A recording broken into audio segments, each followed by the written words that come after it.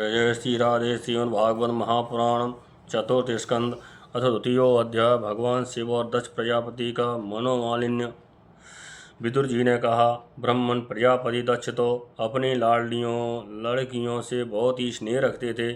फिर उन्होंने अपनी कन्या सती का अनादर करके शीलवानों में सबसे श्रेष्ठ श्री महादेव जी से द्वेष क्यों किया। महादेव जी भी चराचर के गुरु हैं, बैर रहित शांत मूर्त आत्माराम और जगत के परम आराध्य देव हैं। उनसे भला कोई क्यों बैर करेगा। भगवान उन ससुर और दामाद में इतना विद्वेष कैसे हो गया। इसके कारण सती ने अपने दुस्तज्य प्राणों तक की बलि दे दी। यह आप मुझसे कहिए। श्री मैत्री जी ने कहा, विदुर जी, पहले एक बार प्रजापतियों के यज्ञ में सब बड़े बड़े ऋषि देवता मुनि और अग्नि आदि अपने अपने अनुयायियों के सहित एकत्र हुए थे। उसी समय प्रजापति दक्ष ने भी उस सभा में प्रवेश किया। वे अपने तेज से सूर्य के समान प्रकाशमान थे और उस विशाल सभा भवन का अंधकार दूर किए देते थे। उन्हें आया देख ब्रह्मा जी और महादेव जी के अतिरिक्त अग्नि पर्यंत सभी सभासद उनके तेज से प्रभावित होकर अपने अपने आसनों से उठकर खड़े हो गए। इस प्रकार समस्त सभासदों से भली भांति सम्मान प्राप्त करके तेजस्वी दक्ष जगत पिता ब्रह्मा जी को प्रणाम कर उनकी आज्ञा से अपने शासन पर बैठ गए। परंतु महादेव जी को पहले से ही बैठा देख तथा उनसे अभ्युत्थानादि के रूप में कुछ भी आदर न पाकर दक्ष उनका ये व्यवहार सहन न कर सके। उन्होंने उनकी ओर टेढ़ी नज़र से इस प्रकार देखा मानो उन्हें वे क्रोधाग्नि से जला डालेंगे। फिर कहने लगे, देवता और अग्नियों के सहित समस्त ब्रह्म ऋषिगण मेरी बात सुने। मैं ना समझी या द्वेषवश नहीं कहता, बल्कि शिष्टाचार की बात कहता हूँ। ये नीलज महादेव समस्त लोकपालों की पवित्र कीर्ति को धूल से धूल में मिला रहा है। देखिए, इस घमंडी ने सत्पुरुषों के आचरणों को लांछित एवं मटिया मेट कर दिया है। बंदर के से नेत्र वाले इसने तत्पुरुषों के समान मेरी सावित्री सरी की मृगनयनी पवित्र कन्या का अगिन और ब्राह्मणों के सामने पाठ ग्रहण किया था। इसलिए यह एक प्रकार से मेरे पुत्र के समान हो गया है। उचित तो यह था कि ये उठकर मेरा स्वागत करता, मुझे प्रणाम करता, परंतु इसने वाणी से भी मेरा सत्कार नहीं किया। हाय, इस प्रकार शूद्र को भी कोई वेद पढ़ा दे। उसी प्रकार मैंने इच्छा न होते हुए भी भाविवश इसको अपनी सुकुमारी कन्या दे दी। इसने सत्य कर्म का लोप कर दिया। ये सदा अपवित्र रहता है, बड़ा घमंडी है और धर्म की मर्यादा को तोड़ रहा है। ये प्रेतों के निवास स्थान भयंकर शमशानों में भूत प्रेतों का साथ लिए घूमता रहता है। पूरे पागल की तरह सिर के बाल बिखरे नंग धड़ंग भटकता है, कभी हंसता है कभी रोता है। ये सारे शरीर पर चिता की अपवित्र भस्म लपेटे रहता है। गले में भूतों के पहनने योग्य नरमुंडों की माल और सारे शरीर में हड्डियों के गहने पहने रहता है। ये बस नाम भर का ही शिव है, वास्तव में है पूरा अशिव अमंगल रूप। जैसे ये स्वयं मतवाला है वैसे ही इसे मतवाले ही प्यारे लगते हैं। भूत प्रेत प्रथम आदि निरे तमोगुणी स्वभाव वाले जीवों का ये नेता है और मैंने केवल ब्रह्मा जी के बहकावे में आकर ऐसे भूतों के सरदार आचारहीन और दुष्ट स्वभाव वाले को अपनी भोली भाली बेटी ब्याह दी। श्री मैत्री जी कहते हैं, विदुर जी, दक्ष ने इस प्रकार महादेव जी को बहुत कुछ बुरा भला कहा तथा उन्होंने इसका कोई प्रतिकार नहीं किया। वे पूर्ववत निश्चल भाव से बैठे रहे। इससे दक्ष का क्रोध का पारा और ऊंचा चढ़ गया और वे जल हाथ में लेकर उन्हें सांप देने को तैयार हो गए।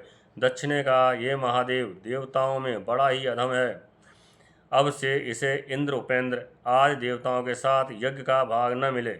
उपस्थित मुख्य सभासदों ने उन्हें बहुत मना किया, परंतु उन्होंने किसी की न सुनी। वो महादेव जी को सांप दे दिया। फिर वे अत्यंत क्रोधित हो उस सभा से निकलकर अपने घर चले गए। जब श्री शंकर जी के अनुयायियों में अग्रगण्य नंदीश्वर को मालूम हुआ कि दक्ष ने सांप दिया है तो वे क्रोध से तमतमा उठे और उन्होंने दक्ष तथा उन ब्राह्मणों को जिन्होंने दक्ष के दुर्वचनों का अनुमोदन किया था बड़ा भयंकर सांप दिया।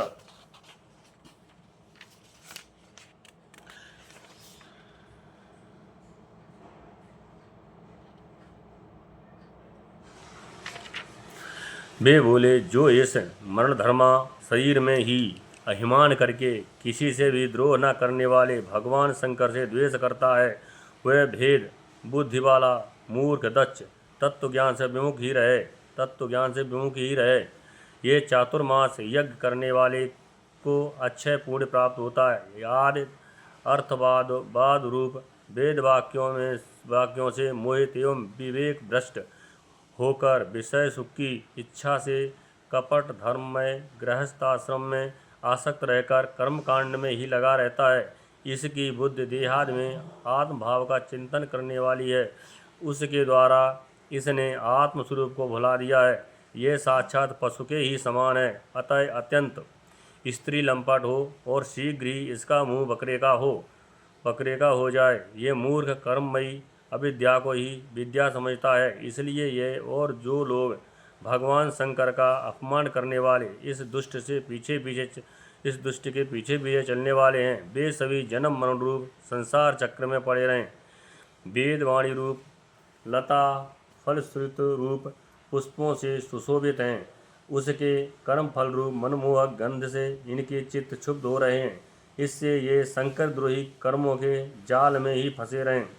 ये ब्राह्मण लोग भक्ष्य के विचार को छोड़कर केवल पेट पालने के लिए ही विद्या तप और व्रतादि का आश्रय लें तथा धन शरीर और इंद्रियों के सुख को ही सुख मानकर उन्हीं के गुलाम बनकर दुनिया में भीख मांगते भटका करें। नंदीश्वर के मुख से इस प्रकार ब्राह्मण कुल के लिए सांप सुनकर उसके बदले में भृगु जी ने यह दुस्तर सांप रूप ब्रह्मदंड दिया। जो लोग शिव भक्त हैं तथा जो उन भक्तों के अनुयायी हैं वे सत्शास्त्रों के विरुद्ध आचरण करने वाले और पाखंडी हों। जो लोग सोचाचार विहीन मंद बुद्धि तथा जटा राख और हड्डियों को धारण करने वाले हैं वे ही शिव संप्रदाय में दीक्षित हों, जिसमें सुरा और आशा भी देवताओं के समान आदरणीय है। और तुम लोग जो धर्म मर्यादा के संस्थापक एवं वर्णाश्रमियों के रक्षक वेद और ब्राह्मणों की निंदा करते हो, इससे मालूम होता है तुमने पाखंड का आश्रय ले रखा है। ये वेद मार्ग ही लोगों के लिए कल्याणकारी और सनातन मार्ग है। पूर्व पुरुष इसी पर चलते आए हैं और इसके मूल साक्षात श्री विष्णु भगवान हैं। तुम लोग सत्पुरुषों के परम पवित्र और सनातन मार्ग स्वरूप वेद की निंदा करते हो, इसलिए पाखंड मार्ग में जाओ जिसमें भूतों के सरदार तुम्हारे इष्ट देव निवास करते हैं। श्री मैत्री जी कहते हैं, विदुर जी भृगु ऋषि के इस प्रकार शाप देने पर भगवान शंकर कुछ खिन्न से हो वहाँ से अपने अनुयायियों सहित चल दिए।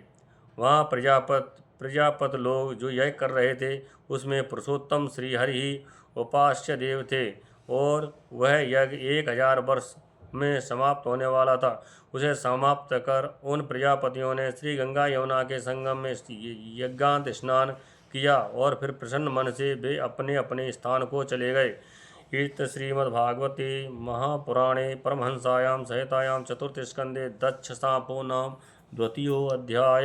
जय श्री राधे।